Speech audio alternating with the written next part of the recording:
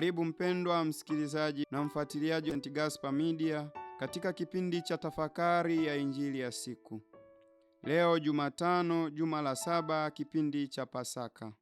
Masomo ya leo, somo la kwanza linatoka katika kitabu cha Matendo ya Mitume, sura ya 20, aya ya 28 hadi ya 38. Na Injili kama ilivyoandikwa na mwinjili Yohane, sura ya 17, aya ya 11 hadi ile aya ya 19. Karibu tusikilize Injili. Siku ile Yesu alisali akisema, Baba mtakatifu, kwa jina lako ulilonipa uwalinde hawa, ili wawe na umoja kama sisi tulivyo.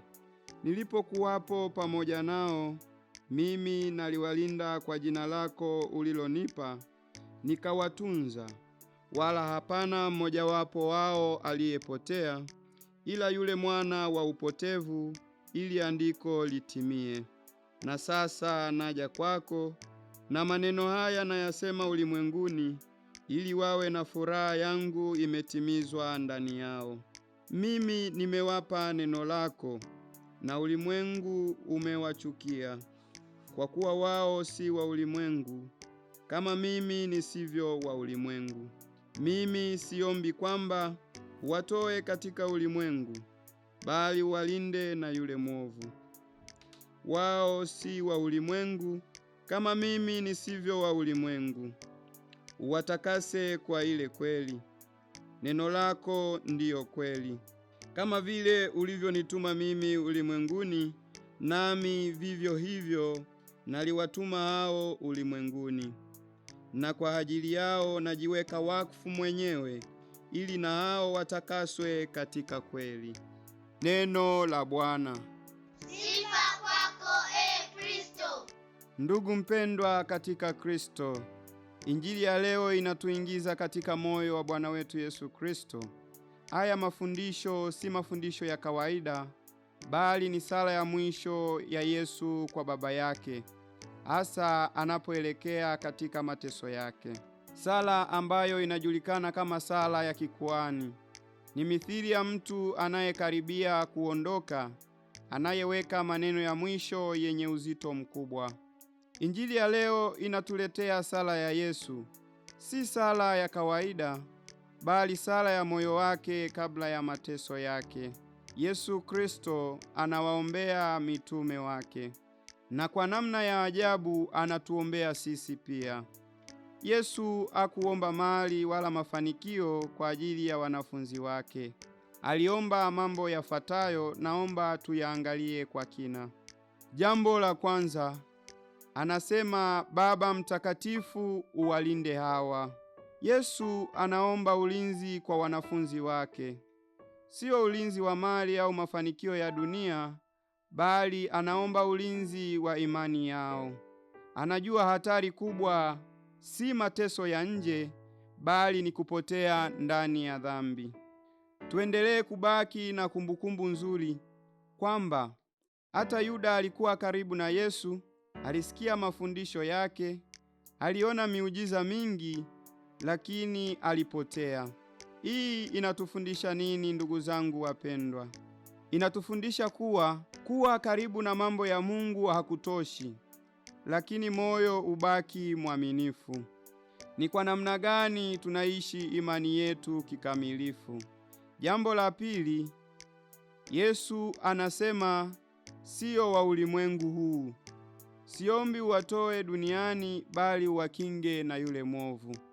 Yesu anasema wazi, wanafunzi wake si wa ulimwengu, kama yeye mwenyewe asivyo wa ulimwengu. Huu ni wito wa kuishi katikati ya dunia ambayo imejaa hila na mitego ya mwovu Shetani.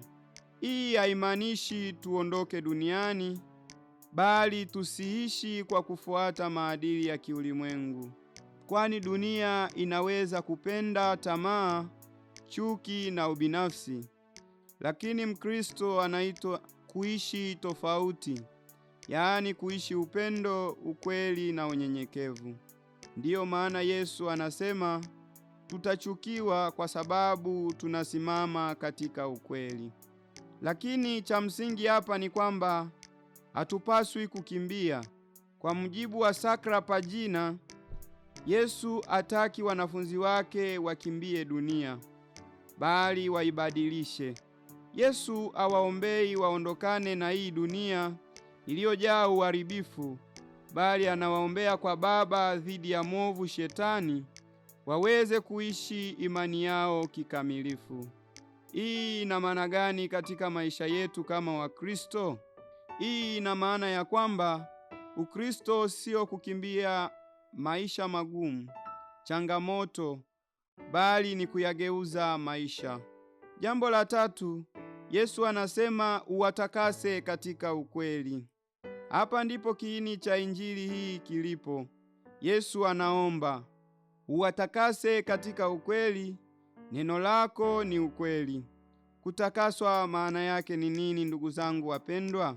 Kutakaswa maana yake ni kuwekwa wakfu kwa Mungu, ni kubadilishwa ndani ya moyo, ni kuishi maisha mapya. Na tumeambiwa ni njia gani ya kutakaswa? Njia ya kutakaswa ni nini?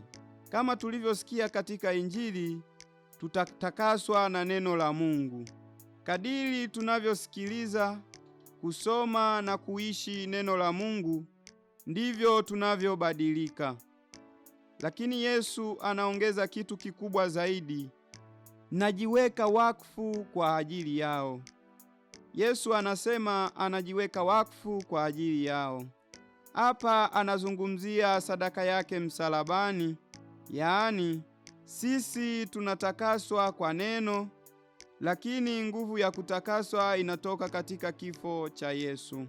Jambo la nne, Yesu anasema kama ulivyonituma nami nawapeleka, au nami nawatuma. Yesu hakuomba tu walindwe, lakini pia aliwatuma. Na sisi pia tumeitwa kuendeleza kazi yake hapa duniani. Hivyo basi, maisha ya Mkristu si ya kujificha, bali ni maisha ya utume. Sisi wote kwa ubatizo wetu tumefanyika wamisionari, waenezaji wa Injili ya Kristo kwa namna mbalimbali na tofauti tofauti. Tunaweza kuhubiri kwa matendo, kushuhudia kwa maisha yetu na kuleta mwanga katikati ya giza. Ndugu wapendwa katika Kristo, Injili ya leo hii inatukumbusha mambo matatu makubwa, kwamba Mungu anatulinda tusipotee. Jambo la pili ni kwamba hatupaswi kuishi kama ulimwengu unavyotaka. Lakini jambo la tatu ni kwamba tunaitwa kutakaswa na tunatumwa. Tuombe neema ya kubaki ndani ya Kristo ili kupitia maisha yetu dunia iweze kuona mwanga wa Mungu, yaani Kristo mfufuka. Tumsifu Yesu Kristo. Milele amina. Na kushukuru kwa kutafakari pamoja nami Injili ya leo. Niliyekuletea tafakari hii ni mimi Frateri Arnold Mujwauzi wa shirika la wamisionari wa damu takatifu ya Yesu kutoka seminari kuu ya Mtakatifu Gaspari del Bufalo, Kola, Morogoro. Itukuzwe damu ya Kristo! Milele amina. Mwanakondoo imara apeperusha bendera nyeupe na safi ya ushindi wa kimungu, nasi tunajivunia